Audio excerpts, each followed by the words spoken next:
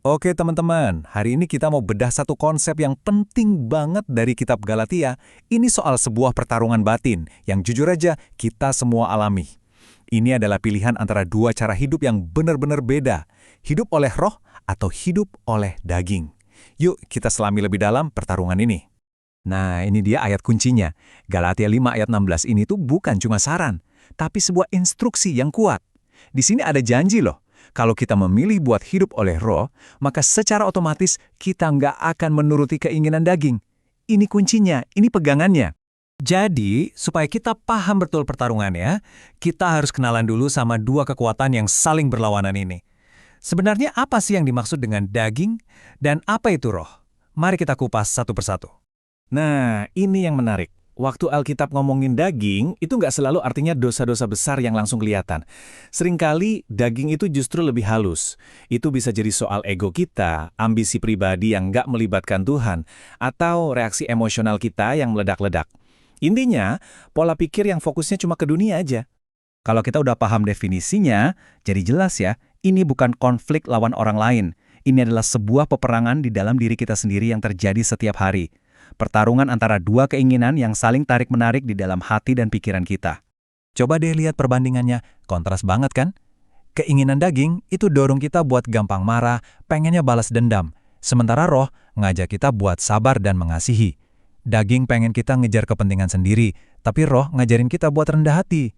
Dan ini penggambarannya keren banget. Bayangin aja ada dua suara di dalam diri kita.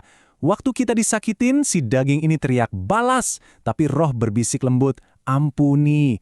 Waktu kita mau ambil keputusan, daging bilang, pikirin dirimu dulu dong. Sementara roh menuntun, utamakan kehendak Allah. Setiap hari, kita milih mau dengerin suara yang mana. Terus, gimana kita bisa tahu kalau kita lagi sering nurutin daging? Ya, ini ada beberapa tandanya. Coba kita cek diri sendiri. Apa kita gampang banget tersinggung sama omongan orang? Apa hidup kita naik turun berdasarkan mood? Apa kita punya banyak ambisi tapi lupa melibatkan Tuhan dalam doa? Ini bisa jadi cermin yang jujur banget buat kita. Sebaliknya, hidup oleh roh itu menghasilkan tanda-tanda yang beda banget. Orangnya jadi lebih peka sama suara Tuhan. Dia bisa tetap tenang meskipun lagi di bawah tekanan. Dan yang penting, dia jadi nggak reaktif, nggak gampang kepancing emosinya. Karena hidupnya dikendalikan sama sesuatu yang lebih besar. Oke, sekarang kita pindah ke bagian yang lebih dalam lagi. Di mana sih sebenarnya perang ini dimulai? Semua tindakan kita, entah itu dari daging atau dari roh, semuanya berawal dari satu tempat yang sama, pikiran kita. Pikiran yang dipengaruhi dunia atau daging, pertanyaannya tuh selalu berputar di situ-situ aja, fokus ke diri sendiri. Sebelum ngapa-ngapain pasti nanya, apa untungnya buat gue? Gimana ya penampilan gue nanti? Terus yang paling sering, apa kata orang? Fokusnya selalu ke dalam, ke diri sendiri.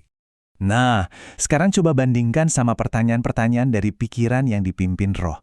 Fokusnya geser total. Pertanyaannya jadi, apa ya kehendak Tuhan dalam hal ini? Keputusan ini bakal memuliakan Kristus nggak ya?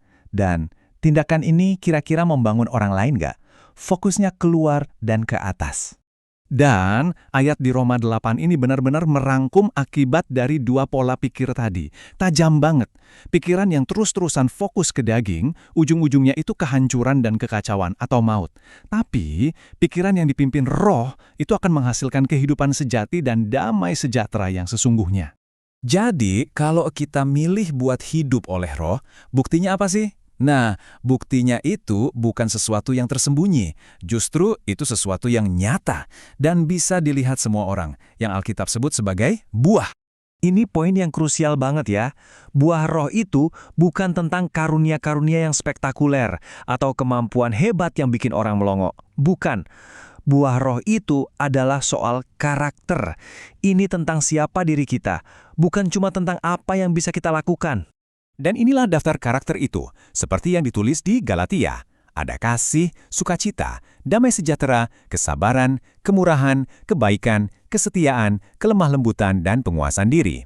Ini semua adalah hasil yang alami, yang tumbuh dari kehidupan yang diserahkan pada pimpinan Roh Kudus. Yesus sendiri yang bilang kan, cara paling asli untuk mengenali seorang pengikutnya itu bukan dari penampilan luarnya, bukan dari aktivitasnya di gereja, atau jabatannya. Ukuran yang sesungguhnya itu adalah buahnya, yaitu karakter Kristus yang kelihatan dalam hidupnya sehari-hari. Pada akhirnya, semua ini mengerucut ke satu kesimpulan yang penting banget. Hidup oleh roh itu bukan status yang kita capai sekali, terus udah selesai. Bukan gitu. Ini adalah sebuah pilihan sadar yang harus kita ambil setiap hari. Terus, gimana caranya biar praktis? Nah, ini ada beberapa langkah konkret yang bisa kita coba. Mulai dari yang simple, coba deh berhenti sejenak buat berdoa sebelum kita bereaksi. Terus, setiap malam, coba evaluasi pikiran-pikiran kita seharian tadi.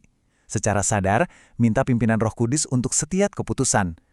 Dan yang terakhir, latih penguasaan diri mulai dari hal-hal kecil.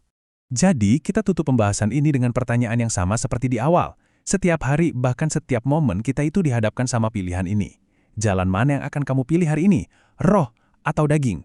Pilihannya ada di tangan kita.